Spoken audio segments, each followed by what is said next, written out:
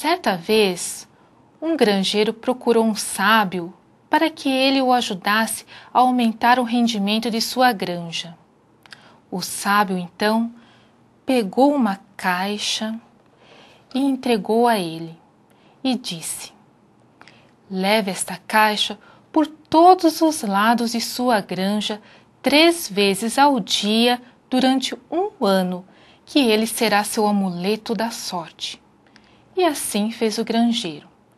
Pela manhã, carregando a caixa, ele levou para o campo e encontrou um funcionário dormindo, quando na verdade ele deveria estar trabalhando. Ele o acordou e chamou sua atenção. Ao meio-dia, indo ao estábulo, ele encontrou o gado todo sujo e os cavalos sem se alimentar.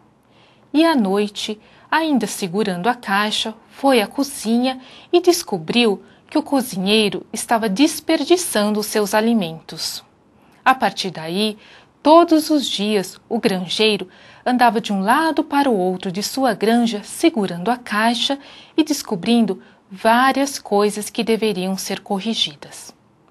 Ao final de 1 ano, o granjeiro encontrou novamente o sábio e lhe disse: Olá, estamos começando mais um programa Humanização em Saúde. Esse programa é uma parceria da Conexão Médica com a Associação Vive e Deixe Viver. A Associação Vive e Deixe Viver tem por missão levar cultura, entretenimento e brincar através do contador de história, transformando o ambiente hospitalar em um momento mais alegre, mais feliz para as crianças e adolescentes, que são o nosso público, mas também, consequentemente, agregando essas histórias junto à família e aos profissionais da saúde. Hoje, o nosso tema está focado em cima da tecnologia e educação continuada. Foco na formação do profissional. E o nosso convidado é o professor Dr. Cláudio Bernardo Pedrosa de Freitas. Dr. Cláudio é formado em 73, residência médica em ginecologia e obstetrícia, mestrado em ginecologia e obstetrícia pela Faculdade de Medicina da Universidade Federal de Minas Gerais, é doutor em ginecologia e obstetrícia pela Faculdade de Medicina da Universidade de São Paulo e atualmente é professor adjunto da Faculdade de Medicina da Universidade de Brasília, cedido à Secretaria da Saúde do Distrito Federal para nomeação como diretor da Regional de Saúde de Samambaia. Tudo bom, doutor? Tudo bem. Muito Fez prazer. Boa viagem? Muito. Viagem tranquila. Tá certo. Então, doutor, a gente tem discutido muito o foco de o quanto a tecnologia, em algum momento na história da medicina, mostrou-se que ela poderia ser muito desumanizada, ou seja, é uma máquina entre os seres humanos, né? Inclusive, isso foi questionamento de alguns programas nossos. Nós estamos no 4º ano de programa. E a tecnologia, ela sempre apareceu como uma grande vilã. E hoje a gente vai falar da tecnologia de uma forma extremamente humana. Eu acho que é a supremacia da tecnologia. Então a gente quer ouvir a sua experiência e aí eu vou pontuando com algumas perguntas. Eu quero lembrar a nossa audiência que esse programa ele é certificado 1958, 1958. E se você quer mostrar para nós as suas atividades que você está desenvolvendo aí na sua cidade, mande para nós perguntas pelo pergunta@conexãomedica.com.br ou pelo telefone 0800 888 1212. Vamos lá, doutor Cláudio. De fato, o contato com essa tecnologia da informação nos trouxe também muitas surpresas, porque a gente percebeu que, ao contrário do que se poderia imaginar, além das vantagens que a tecnologia traz, ela de fato torna o ambiente, e algumas pessoas que visitam o hospital comentam comigo, a secretária de saúde de Jequié mesmo, esteve lá semana passada, e ela falou assim, puxa, as pessoas estão trabalhando satisfeitas aqui no hospital, né? Foi o que destacou para ela, né? Uhum. Esse resultado. E nos surpreende muito. Trata-se, no nosso caso, de substituir os arquivos médicos, né? O arquivo do prontuário do paciente por um prontuário eletrônico acessível na rede da internet, né, numa base da web. Quando a gente fala que um prontuário único, que acho que esse é o grande desejo dos pacientes, é lógico pelo lado profissional, os profissionais todos que perpassam. A gente sempre utiliza um jargão ou uma coisa assim, o paciente muitas vezes ele se sente uma pasta de diagnósticos e por essa fotografia a gente está vendo que aí é um grande arquivo. Você vê, esse é o arquivo que nós temos, né, em um dos hospitais do Distrito Federal. E você tem que imaginar que cada folha dessa é identificada com o nome, a data do nascimento e outros detalhes repetidamente identificados, né? E um prontuário de difícil acesso, um prontuário... Esse é o corredor, é a metade do corredor do arquivo desse hospital. Aqui é a área Samambaia, não é? É uma área no Distrito Federal em que você tem um hospital, 4 centros de saúde, mais ou menos 10 quilômetros de comprimento por 4 quilômetros de largura. Ela tem realmente a formato de uma folha de samambaia, mas tal como o Samambaia que nós vimos ali, essa é a rede do Distrito Federal, né? A rede pública do Distrito Federal. Cada espaço verde desse aqui é um hospital regional com as suas unidades ligadas a ele. Então, em cada uma dessas unidades você tem um arquivo desse. E se a gente projetar isso para o Brasil, quer dizer, aí nós temos uma infinidade de papel, quer dizer... Fora o privado, que não está aí, mas que o paciente faz contato com o privado, realiza exames no privado, né, na rede privada. Então, o paciente tem... O sistema de hoje não é de um prontuário único, é um prontuário fragmentado, né? Você não sabe, não localiza a informação que você quer com facilidade, porque você não sabe aonde que o paciente consultou-se na eventualidade daquele problema, você não sabe aonde foi guardado, em qual daqueles arquivos está. E depois você abre um prontuário daquele, às vezes volumoso, dentro do próprio prontuário você não consegue achar a informação. Quando a gente vê um projeto desse, que a gente começa a entender que todo esse monte de papel, essas avalanches, né, um tsunami de papel, né? De uma certa forma, beneficia ambas as partes, mas dentro da experiência hoje de Samambaia, é cultural, por exemplo, para o paciente se preocupar. A gente sabe que o paciente às vezes quer saber mais informação. Eu até quero contextualizar uma ação que aconteceu junto da família, né? Eu tenho uma sobrinha que estava preparando para fazer uma parto normal, e no meio do caminho ela se viu que ela tinha que fazer lá E a grande preocupação dela, assim, todo o processo que ela passou, depois ela quis resgatar isso. E ela sentiu dificuldade. Ela, enfim, que é uma pessoa que tem acesso à informação e que vai atrás e quer saber é uma questionadora, né? Então, nem todos os pacientes têm esse ímpeto de, né, às vezes enfrentar e falar assim, não, mas eu quero saber o que aconteceu comigo aqui. E foi muito interessante que até então a própria equipe que fez não disponibilizou, ela sentiu que faltou ali um processo de humanização, ela foi encontrar a humanização na enfermagem. Quando ela estava completamente confusa, até com a nenê teve que ficar mais alguns dias dentro do hospital. Então foi muito interessante esse questionamento dela. Ela foi tentando bater em algumas portas, essas portas não abriram. Abriu com a enfermagem, quando ela pegou o prontuário e falou, vem cá, eu vou sentar com você, a gente vai mostrar do momento que você entrou até esse momento, esses 10 dias aqui dentro, o que aconteceu com você e o que aconteceu com a sua filha. Então ela percebeu que aquele prontuário, pela primeira vez ela teve o acesso e ela teve a delicadeza de alguém que mostrou cada ponto, cada ação, quer dizer, foi muito mais claro, muito mais seguro, muito mais tranquilo, quer dizer, a relação, de fato, ela se tornou mais humana, mas depois de muita insistência. Então, o meu questionamento nós, pacientes, né, estamos preparados para isso? E como é que tem sido essa experiência em Samambaia, quando o paciente que no fundo talvez é o que menos tem acesso a prontuário, né? Porque a equipe médica está ali e a gente percebe que o paciente ainda não tem essa cultura. Eu queria entender um pouquinho como É dito que o prontuário pertence ao paciente. Uhum. Isso porque, na verdade, no prontuário, as coisas...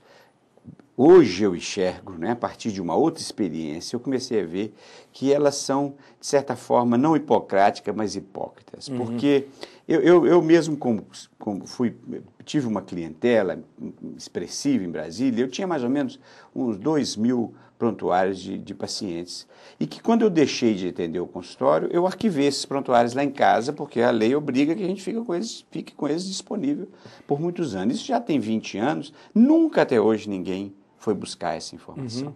Porque o paciente nem espera isso. Você imagina que ela tentou achar, nesse caso que você contou, da sua sobrinha, que ela tentou achar o prontuário daquele... Ela estava internada. Sim. Imagina o passado. Se fosse, não é? Daqui a 5 anos, ela ia encontrar alguém que fosse buscar um prontuário lá no arquivo do hospital e depois explicar para ela. Quer dizer, isso é quase que um sonho, é uma quimera. Então, o que a gente tem? Na verdade, o arquivo hoje, eu acho que ele, no mais das vezes, não tem sentido. Não é? Pode ter sentido no consultório privado, um paciente que acompanha sequencialmente, mas a localização das informações é difícil, a leitura é extremamente difícil. No mais das vezes, a letra é ilegível, ou é legível com muita dificuldade, quase que você tem que decifrar o que está escrito. Doutor, nesse caso, né, que é tão particular, o próprio médico, acho que a gente já carrega esse estigma, né, de ter uma caligrafia até não muito legível para o próprio paciente. Eu lembro, na minha infância, que às vezes o médico prescrevia e a gente precisava do farmacêutico para ser o grande tradutor dessa ação. A gente continua nesse processo ainda. Né? Há quem leve até cartas de médico para o farmacêutico ler. Isso é uma verdade. Eu também tenho uma letra muito difícil, tanto que eu, desde estudante de medicina, que eu aprendi a datilografar, porque acho difícil, às vezes, quando você vai escrever e ler depois. Um outro problema também que acontece no prontuário é que ele é incompleto. Quer dizer, as informações dos pacientes não só são difíceis de acesso, como elas são incompletas. Por exemplo, um dado que é fundamental na história da pessoa, a sua história vacinal. Então, a história vacinal de todos nós, ela é extremamente incompleta. E o sistema não confia nela. Quer dizer, ninguém pensa que o que está no seu cartão de vacina, se você se lembra de levá-lo, é uma verdade, é aquilo que você foi vacinado. Não é. Você tomou vacinas na infância, depois que você mesmo não sabe, né? Foi num pronto-socorro com um corte, tomou um anatóx tetânico. Então, essa informação vital, o Ministério da Saúde, inclusive, tem normas que você percebe que é porque ele não conta com aquela informação. Ele sabe. Nas campanhas, por exemplo, aquela informação não é considerada. Agora, nós tivemos uma epidemia em Brasília, uma ameaça de febre amarela, não é? Houve morte de macacos e algumas pessoas efetivamente se contaminaram.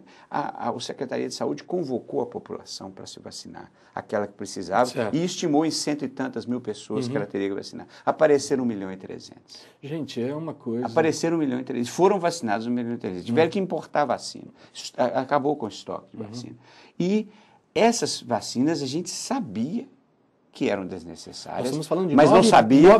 9 vezes mais do que... A gente sabia que era desnecessária, mas a gente não sabia em quem que ela era desnecessária.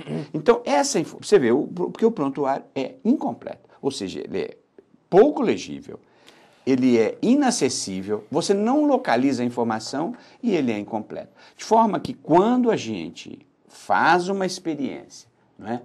Aí você tem aí uma ideia de alguns essas coisas acontecem. Agora, quando você realmente forma, essa é uma política da atual gestão do governo do Distrito Federal, foi a única proposta dentro do planejamento estratégico da atual gestão do governo federal. Achei muito interessante, no início fiquei assim meio escandalizado, mas depois, agora eu pude até compreender, que é o cartão de saúde do cidadão, que corresponde, esse é o meu cartão, né, que corresponde exatamente com o número do Cartão Nacional de Saúde e que corresponde exatamente ao meu prontuário.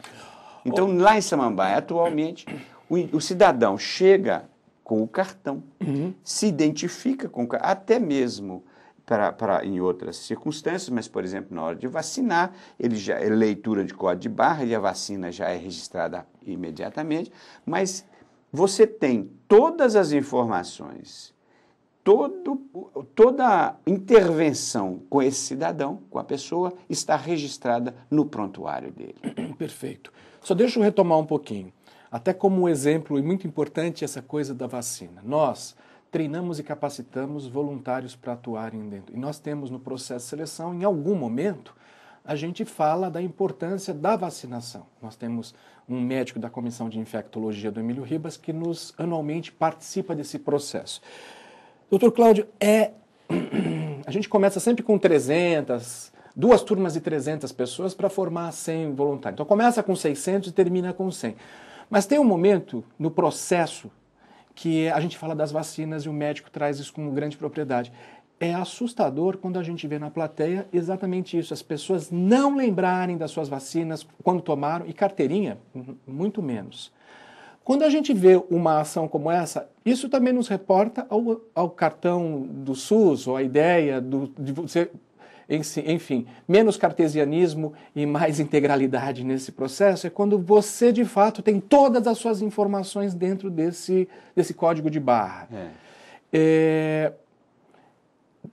A minha pergunta, ela é cabível, por exemplo, no processo. Quando o governo definiu, e aí vocês escolheram um software ou uma empresa para trabalhar. Como é que foi feito esse processo? E isso é embrionário, está acontecendo somente como um plano piloto para depois a gente ver isso de fato ser multiplicado pelo Brasil? Eu queria entender muito, porque de cara a gente já vê as vantagens todas, né? Você tem ali a sua vida registrada, enfim, o que você vai impactar na economia, a gente pode até discorrer um pouquinho sobre isso, mas como é que é esse negócio de essa parceria entre governo, iniciativa privada e a possibilidade de fato da gente ter isso multiplicado? É um plano piloto? Pensou-se nisso no primeiro momento? E a multiplicação disso é uma coisa que eu gostaria de nós e os nossos... É muito importante para nós. Eu não participei da escolha do software, né? Eu não estava na Secretaria de Saúde a essa época. Eu simplesmente fui convidado a aplicá-lo em Samambaia pelo então subsecretário Dr. João Luiz. Certo. Ele perguntou, eu fui lá, conheci. De fato, eu tinha uma experiência no Hospital Universitário de Brasília, onde eu fui diretor, com a informatização grande, era uma informatização artesanal feita lá mesmo, com técnicos lá do hospital, né?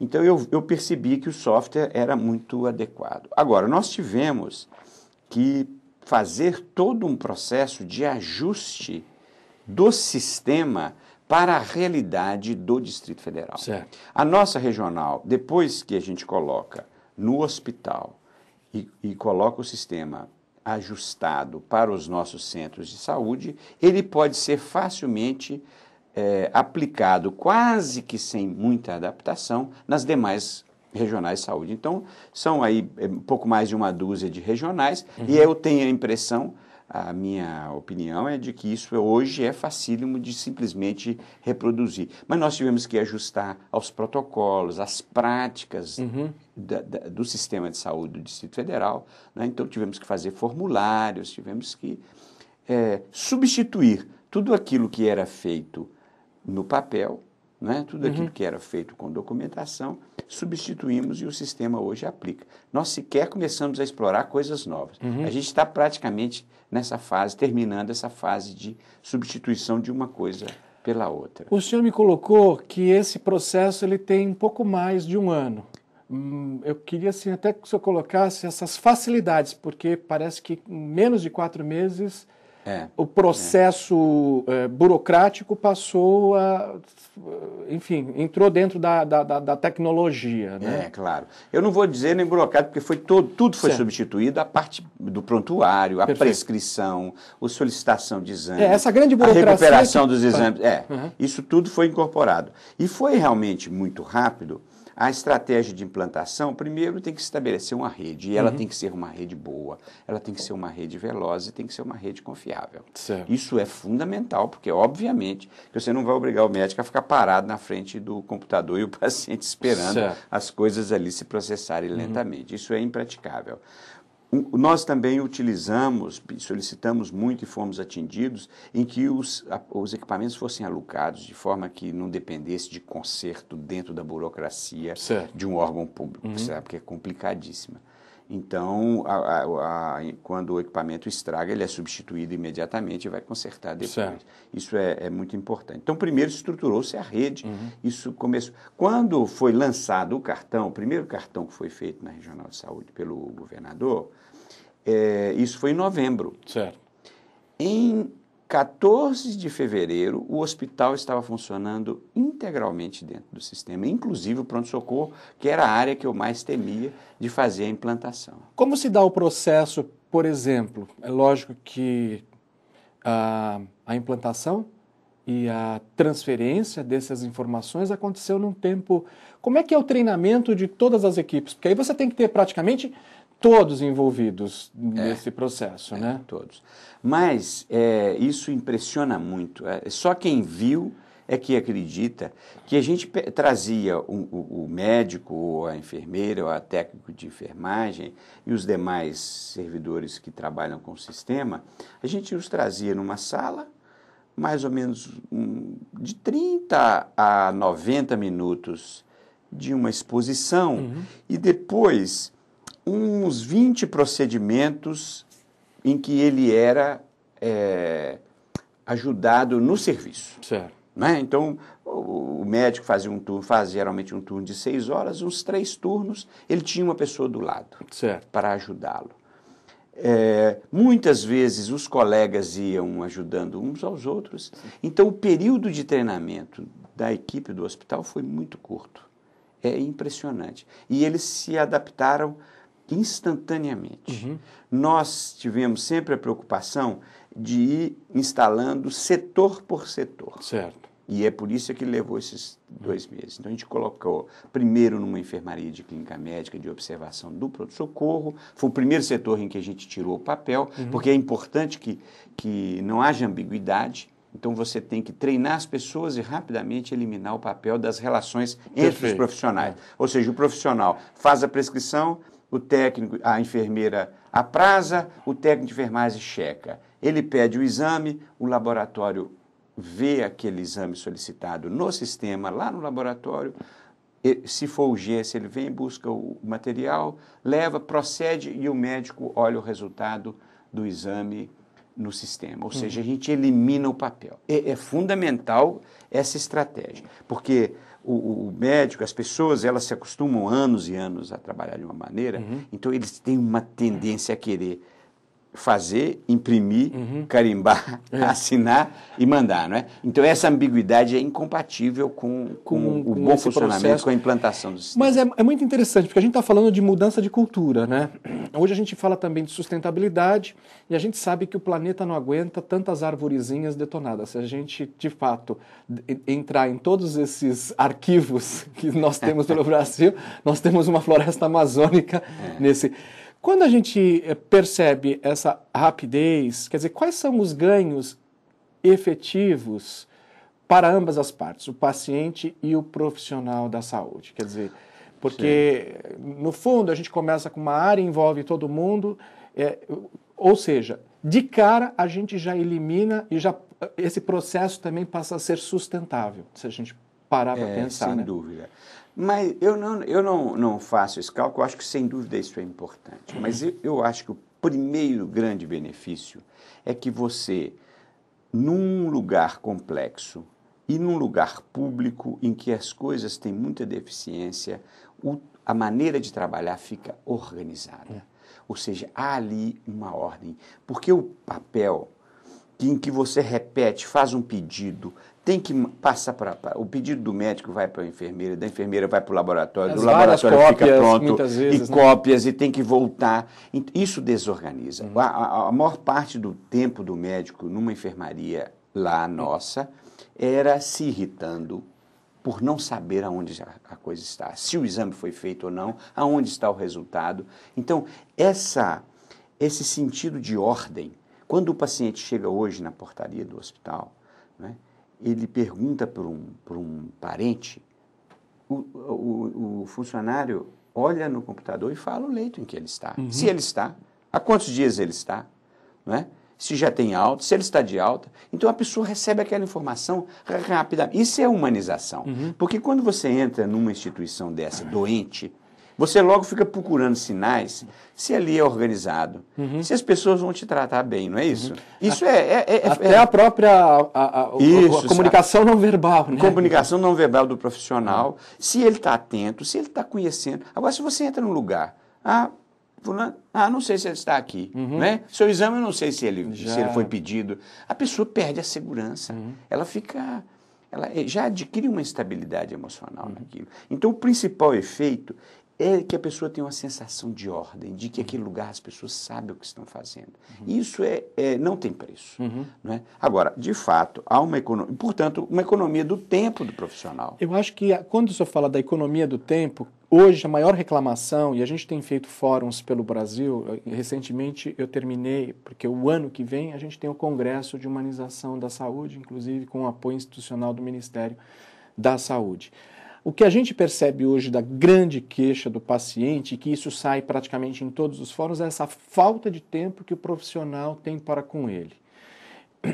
Ou seja, com esse processo eu posso afirmar que provavelmente nos hospitais onde estão sendo aplicados, o profissional talvez tenha mais tempo de olhar, de analisar. Ele tem tempo para fazer o trabalho dele. Entendi. Ele não tem, ele deixa de ter tempo com a burocracia, com a desorganização, com ficar tentando achar as coisas e passa a ter tempo para olhar o paciente.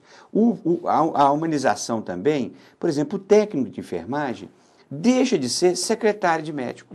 Faz isso, cadê aquilo? Não. O técnico de enfermagem faz a parte dele, mede os sinais vitais, checa, e o trabalho dele passa a ser visto pelo médico, como ele também enxerga o trabalho do médico, através do sistema. O sistema é o mecanismo de comunicação instantâneo de toda a equipe.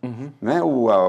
O fisioterapeuta faz as suas observações, o médico lê e tal. Então, essa organização, ela deixa tempo para o profissional fazer o que ele precisa fazer, que é examinar o doente e fazer a prescrição, no caso os outros profissionais também, viu? A própria burocracia, é impressionante como é que ela deixa de fazer o que é desumano, que é, por exemplo, ficar contando as coisas, não é? Porque, por exemplo, o médico faz uma prescrição de um determinado medicamento. Esta informação de prescrição que ele faz com a checagem do técnico de enfermagem dá baixa na farmácia. Quer dizer, olha a quantidade de formulários, de providências burocráticas que a gente dispensa. E as pessoas da farmácia tem tempo de fazer bem o seu trabalho, por exemplo, com a dose unitária, com o acompanhamento do paciente, com orientação, etc. Hoje existe a gente percebe também que o processo da saúde ele se finda ali na porta do hospital quando falam ter logo passar bem. Quer dizer, esse processo também, de uma certa forma, acompanha o indivíduo fora, né, do... O cidadão de Samambaia, que nasce lá hoje no hospital, que fez o pré-natal, essa informação que a sua sobrinha pediu sobre o que aconteceu com ela no hospital, ele vai ver do pré-natal dele. Perfeito.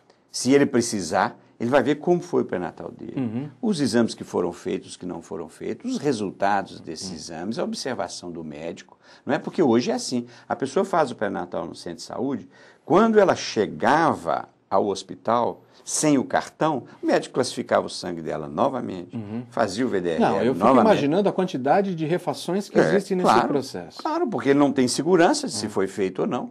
Não é? Então, dessa forma, o médico enxerga os registros do pré-natal tal qual enxergava o pré-natalista.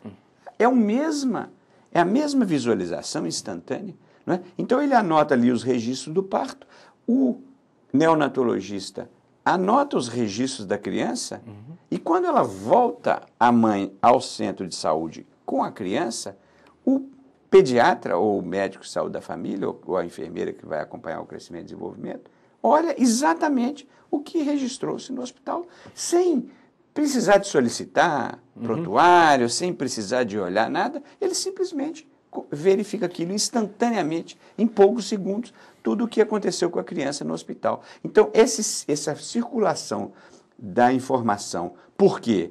Porque tudo está registrado no mesmo lugar, ou seja, no prontuário virtual daquele paciente, acessível via web. Então, o cirurgião, por exemplo, é muito angustiante para nós cirurgiões, fazemos uma cirurgia e a gente vai para casa, será que sangrou, como é que está, como é que não está? Então você chega da sua casa, né, à noite, acessa a internet e verifica seu paciente, do mesmo jeito que o médico está lá de plantão, vai acessar as informações que a enfermagem colheu. Então você tem um acompanhamento, uma tranquilidade muito grande. E no futuro, porque essa funcionalidade só para exames de laboratório que está disponível, o próprio paciente naturalmente poderá dar acesso às suas informações aonde que ele estiver no mundo, porque essa informação é acessível. A gente está falando da experiência em Samambaia. Isso já tem links com outros hospitais no Brasil, já tem uma forma de cruzamento, porque eu acho muito interessante, por exemplo, o indivíduo lá de Samambaia vem para São Paulo, acontece alguma coisa com ele, talvez um pouco mais para frente. Passou o cartão, quer dizer, mais uma vez, é alguém que está enxergando a vida toda dele, né, sabe exatamente, e não vai pedir coisas desnecessárias porque aquilo já está... Claro. E como eu, por exemplo, eu estou aqui com o meu cartão, quer dizer, eu que tenho acesso, a senha para acesso aos pacientes de Samambaia, eu posso acessar a minha informação. Se a pessoa tiver, ainda que ele esteja num lugar que não tenha este sistema, ele pode entrar no sistema pela internet e mostrar para o profissional aquilo que está registrado no prontuário único dele. Não é? Não depende da existência de um sistema no local onde ele está. Ele pode acessar o sistema com todas as suas funcionalidades de onde ele estiver. Não é? Mesmo a maneira de acessar o banco de dados. É muito impressionante isso, é um mundo que abre e que eu acho que a gente não tem como fugir disso. Não dá para você ser responsável e fugir de oferecer ao paciente, de fato, um prontuário único e que pertença a ele e que tenha todas as informações relevantes sobre a sua saúde. Mas isso não é a cultura que a gente vê. Se a gente parar um pouquinho para pensar, não é a cultura. Quer dizer, é essa a tendência que se espera. Por exemplo, quando o paciente de fato tem acesso a isso, agora que assim as coisas vão sendo mais claras, quer dizer, eu tenho isso, eu estou no consultório, eu abro e mostro para o médico, então é aquela coisa, eu abro e mostro no hospital, se for público, ou eu abro e mostro se eu estiver no hospital particular, quer dizer, eu estou com acesso à minha vida. Se estiver no Japão, estiver na Vou China, lá você abre e enxerga, não é? Você tem essa capacidade de enxergar. Hoje a gente vê muito essa coisa, estamos vivendo a era da comunicação, da globalização, quer dizer, quando efetivamente o paciente, independente do cartão, hoje ele de uma certa forma tem acesso, e é o que a gente vê, e o que de uma certa forma acaba incomodando, eu estou fazendo mestrado Ciências da Saúde, e a gente vê muita reclamação de médico assim, pô, mas aquele paciente entrou no Google ali, levantou, cara, a gente percebe que ele não sabe nada, mas ele foi atrás. Ele teve acesso à informação. Claro. Então, aí nós temos que nos acostumar a isso. Isso é uma realidade da vida moderna e que muda muito mesmo. Até nós precisamos, como profissionais, discutir a ética dessa situação, sem dúvida, amadurecer isso. Mas é uma imposição. Você vê o pai dessa moça aí envolvida nesse crime, ele foi descoberto como um criminoso, porque apareceu na televisão, aí viram. Lá no Nordeste, viram a imagem Ninguém dele. se esconde durante muito tempo. Então, isso é uma realidade da vida moderna em que você não tem como fugir mais. Realmente o paciente consulta na internet e tem informações importantes, preciosas, sobre a doença dele e pode até questionar o médico. E essa outra possibilidade terapêutica que eu li, não é? E o médico tem que se acostumar com isso e se ajustar se ele quiser ser um médico dos tempos em que ele vive, né? Dentro do cartão, quais são as diversas possibilidades que a gente tem do rastreamento aí da vida tem alguma coisa para a gente... Não, porque o cartão, ele é simplesmente, ele fornece Ele simplesmente traz o número Ok. e uma forma de leitura sólida. Porque a informação mesmo, ela está lá no prontuário. Tá certo. Ela está lá no banco de dados, num servidor, armazenada lá. Toda a informação. A única coisa que nós temos é uma chave para que você abra o prontuário. O prontuário oferece essa possibilidade, quer dizer, as informações elas são indexadas, o registro único, mas os contactos, por exemplo, que a pessoa fez com o sistema de saúde, eles são indexados por data e até apontam aonde foi introduzido aquele serviço, qual foi o médico, ou não, se foi o médico, se foi a enfermeira, se foi um técnico, quem vacinou, quem não vacinou. Isso é muito interessante. Certo. As pessoas às vezes ficam ansiosas com a segurança do sistema. Ah, mas o sistema é seguro. Ele é mais seguro do que o sistema de papel, sem dúvida, com o papel clássico. Porque você não tem como tirar e colocar a informação sem que fique registrada a sua senha, não é? O seu acesso, o seu nome. Então, é impossível você manipular ali, pelo menos se não for não é um perito aí nessa questão, Certo. mas de qualquer forma, a pessoa não tira e coloca informações. Ele é mais seguro do ponto de vista do paciente, do ponto de vista de que você sabe que o que está ali de fato aconteceu.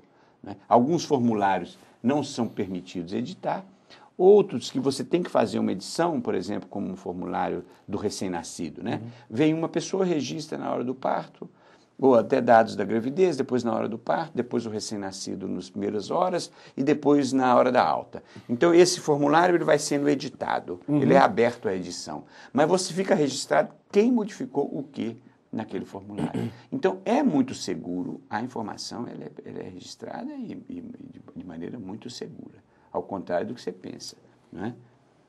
Hoje, quantas pessoas estão cadastradas nesse processo? Olha, lá em Samambaia são 100 mil pessoas. Samambaia é uma população, em 2006, era estimada em 190 mil. Hoje ela deve ter pouco mais de 200 mil habitantes, porque é um lugar de expansão imobiliária rápida. A gente calcula aí que sejam uns 220 mil. E a gente tem, na última avaliação que fizemos, 100 mil pessoas já cadastradas. Quando a gente fala dessas 100 mil pessoas cadastradas, né, mais uma vez eu volto a tentar entender esse processo de multiplicação. Como que Samambaia está servindo de exemplo para outros hospitais? Olha, Samambaia está servindo de exemplo no seguinte sentido. Primeiro, ela mostrou que é possível, porque a gente não tem muitos exemplos. Nós tivemos visita de médicos suecos, dinamarqueses, indianos, portugueses, australianos, americanos, chilenos e até aqui de São Paulo, né, diretores de hospital que nos foram visitar.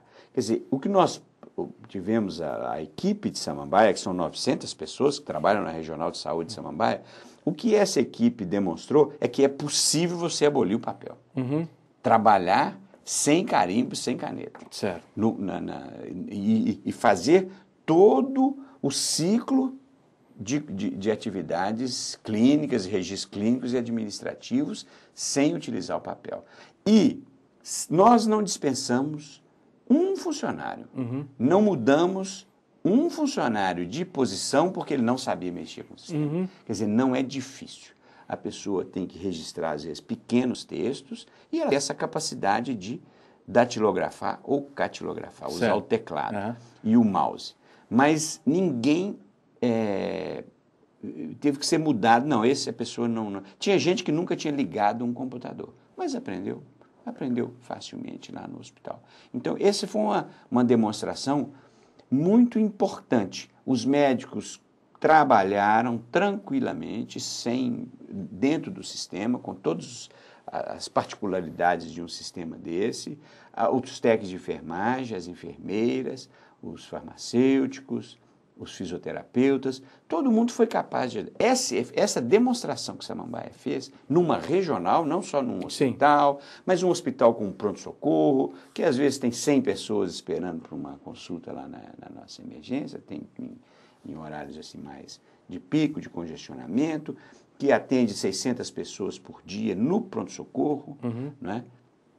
que faz partos, que faz cirurgias. Então, tudo isso é registrado no sistema, num fluxo normal de um atendimento de um hospital. Essa demonstração é que Samambaia mostrou. E o modelo que a gente foi ajustando à realidade de Brasília, aos protocolos de Brasília, e em parte ao Ministério, por exemplo, nós tivemos que construir um registro de vacinas. Certo. A gente teve que ir fazer um registro rápido, que pudesse ser usado numa campanha em que você gasta aí poucos segundos para registrar a vacinação da pessoa.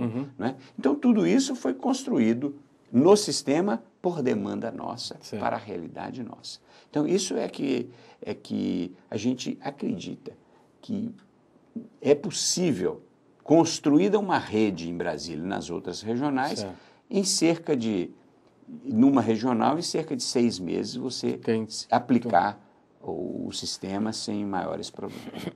O senhor colocou que o próprio processo de ensinamento, né, do ensino junto aos profissionais, pegamos lá algumas pessoas tecnológicas, outras pessoas não, mas de repente elas até se envolveram.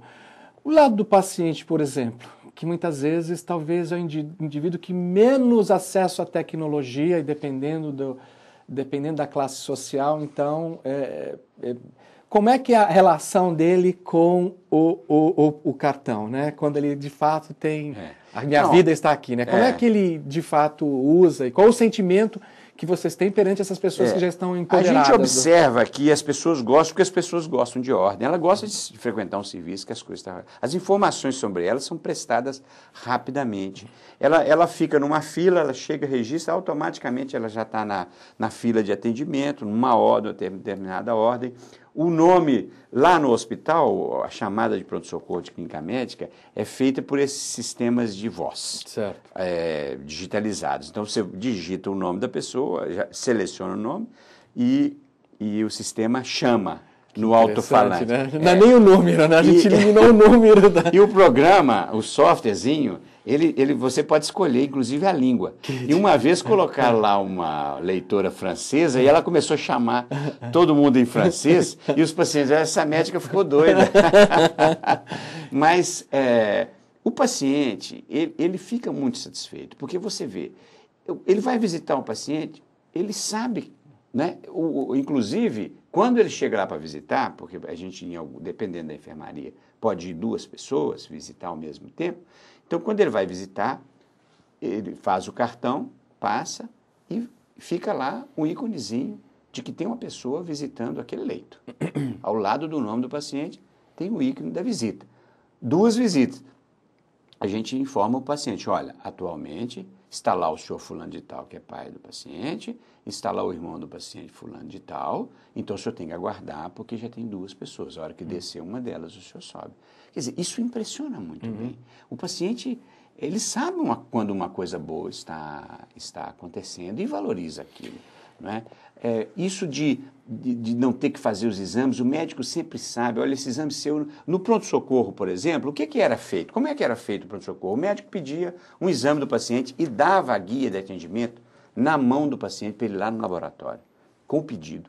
Ele saía lá com a ficha dele, porque se ele quisesse ir para casa com a ficha, o que acontecia com certa frequência, por impaciência, perdia a informação. Parte da história. Né? Depois ele voltava com o resultado do exame e ficava na porta do pronto-socorro para informar o médico de que o exame já estava pronto. Era assim que funcionava. Hoje não. O médico olha o íconezinho de que o exame ficou pronto, no pronto-socorro, e chama o paciente, porque ele sabe que a radiografia ficou pronta, que o exame ficou pronto, já até viu o resultado do exame primeiro, já tem mais ou menos uma ideia do que está se passando, e chama o paciente, e ali dá um esclarecimento, ou interna, ou dá alta, etc. Então, esta percepção de que há uma ordem, eu acho que confere ao paciente uma segurança, uma tranquilidade muito grande. Né? Isso é uma contribuição e o paciente percebe isso. Os jornalistas às vezes vão lá, entrevistam os pacientes e eles expressam esse benefício. Nós estamos conversando aqui com o professor Dr. Cláudio Bernardo Pedrosa de Freitas. O nosso tema de hoje é tecnologia e educação continuada. A gente está olhando, de fato, para a formação do profissional da saúde, melhorando isso. Como é que o senhor vê, doutor Cláudio, essa Isso entrando como, provavelmente, daqui a pouco vai fazer parte de uma disciplina na formação do profissional, né? Porque não deixa de ser um modus operandi. Como é que o senhor vê isso num futuro breve, que é tão rápido, isso introduzido dentro da própria formação do profissional, que hoje os grandes questionamentos também, o tempo todo, é a formação do profissional, é a cultura do profissional, é o profissional mais duro, é o profissional que... E a gente percebe que tem o profissional que de fato se coloca no distanciamento, mas tem o mesmo mérito, na mesma especialidade, você encontra pessoas que conseguem transformar a sala de cirurgia na festa do sapo. Quer dizer, a gente sabe que são atitudes das pessoas. Como é que de fato isso pode ser introduzido dentro da formação, já que o foco é tecnológico e a visão é em favor dos dois, paciente e cuidador? Isso é formação. Mas eu já vou emendar com uma outra, assim, gestores. Como é que os gestores, de fato, veem isso? Porque quando a gente fala de humanização, facilitar o processo, até um tempo atrás, falar de humanização era uma coisa muito utópica, essa palavra era muito complicada, e a gente percebe que hoje entrou na pauta, porque é política pública, e política pública é lei, e lei implica em produção de resultados, né? Então, como é que os gestores veem isso dentro da sua experiência, né?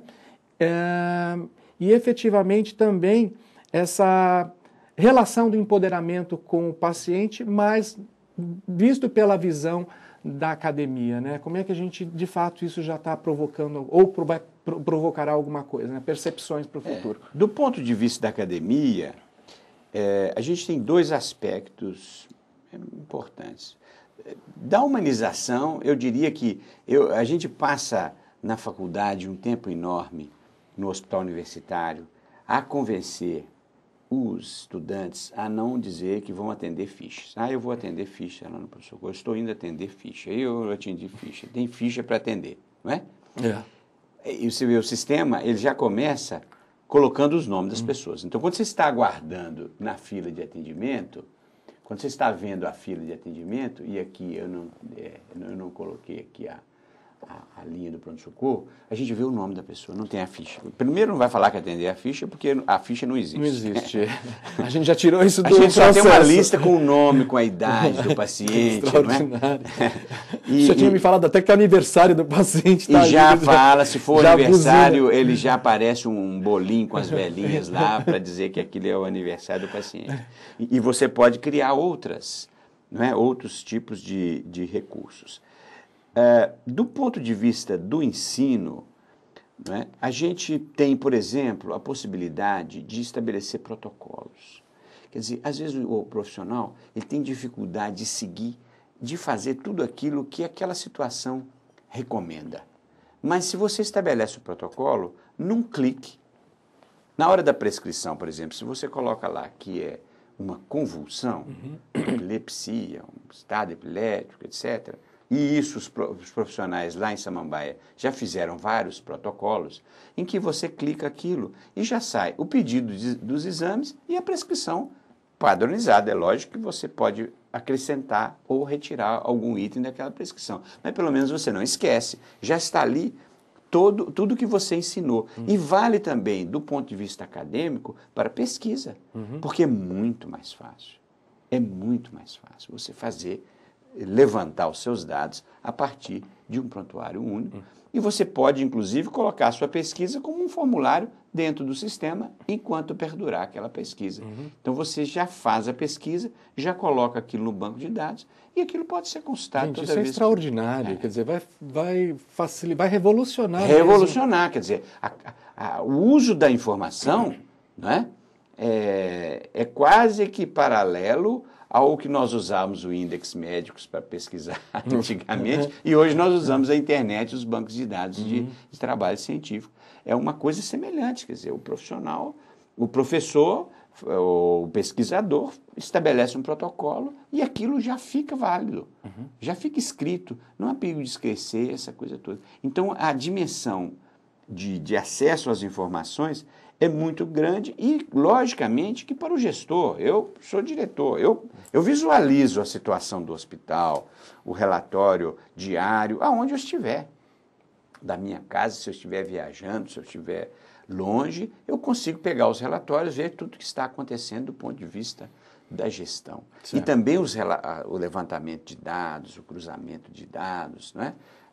Isso é instantâneo. Eu não preciso de colocar pessoas lá somando e diminuindo. Aliás, o sistema tem também essa vantagem, porque você, por exemplo, você está fazendo o pré-natal da gestante, o sistema te dá a idade estacional, porque ele pega a data da última menstruação com a data de hoje e calcula para você. Você não tem que ficar falando assim, não, hoje é 17 de novembro, então são 13 dias em novembro, 31 dias em dezembro e mais 31 dias em janeiro, mais 28, e somando, depois dividir por 7 para calcular a idade estacional da pessoa. E sem erro, porque você abole o erro. O erro, por exemplo, na prescrição é impressionante.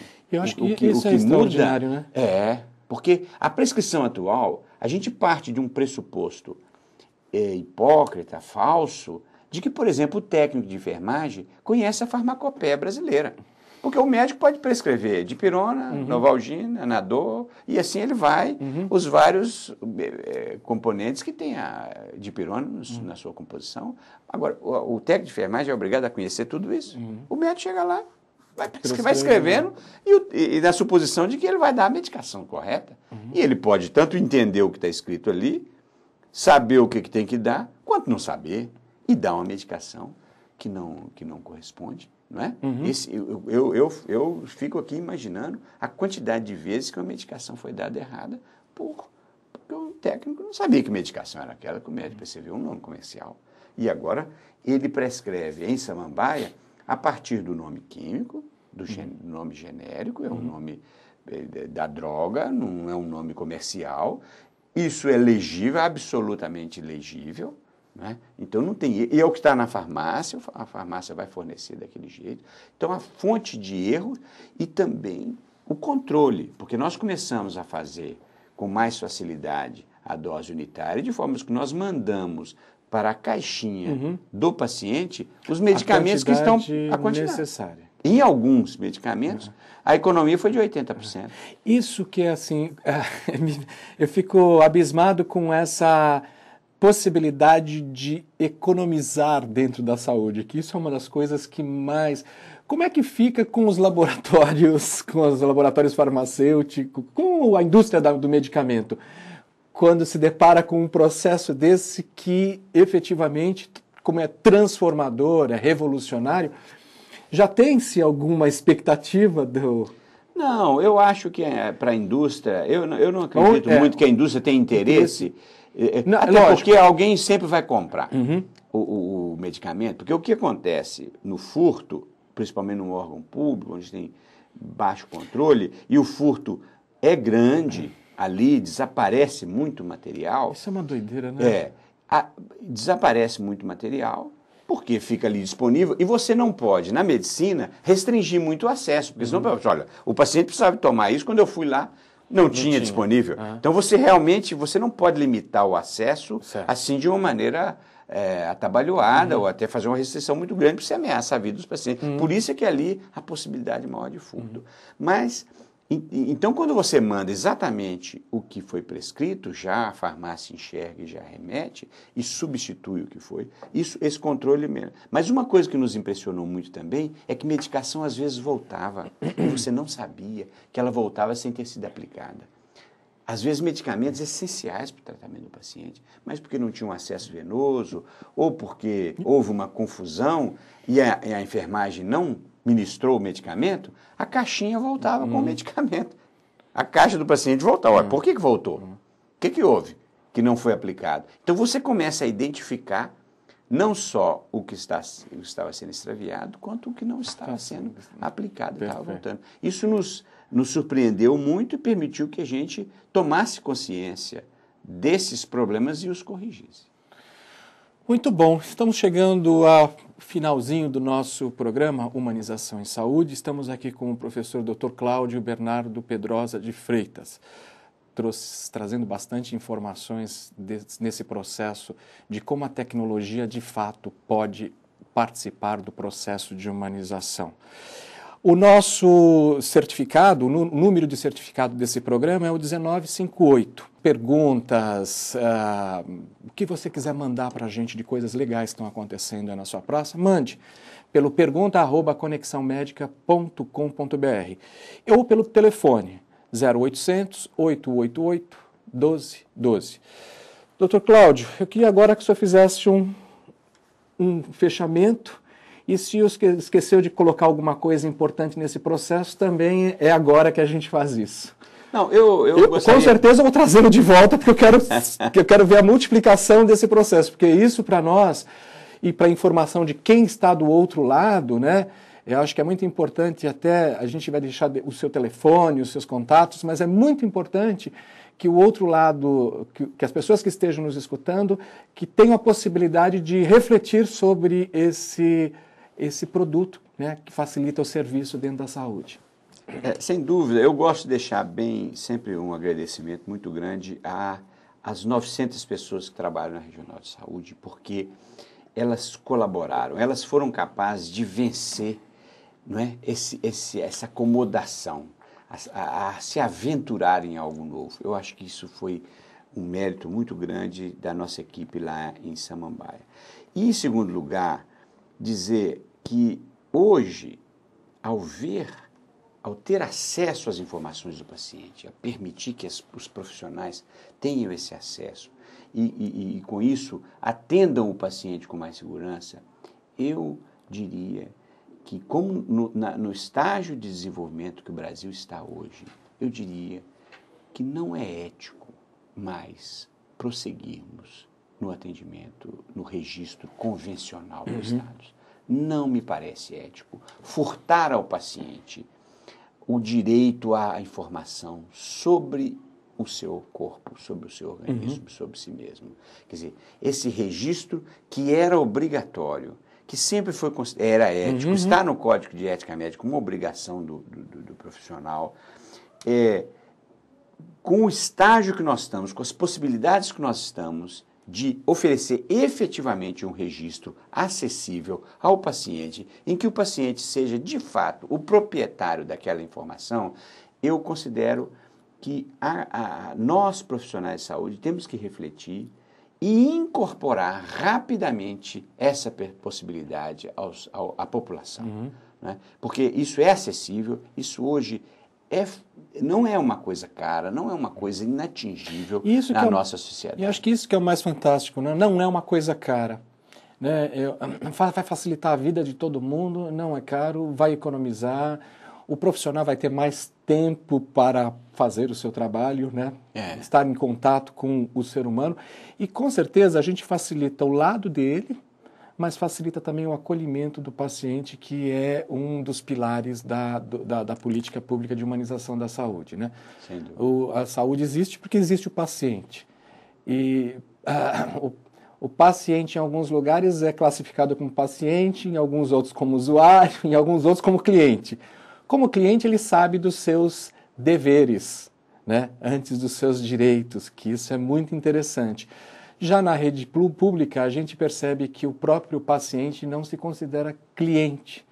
Então, quando a gente vê que esse indivíduo vai ter acesso, né, colocado com tanta propriedade, essa aplicação em Samambaia, eu acho que isso vai facilitar a vida de todo mundo.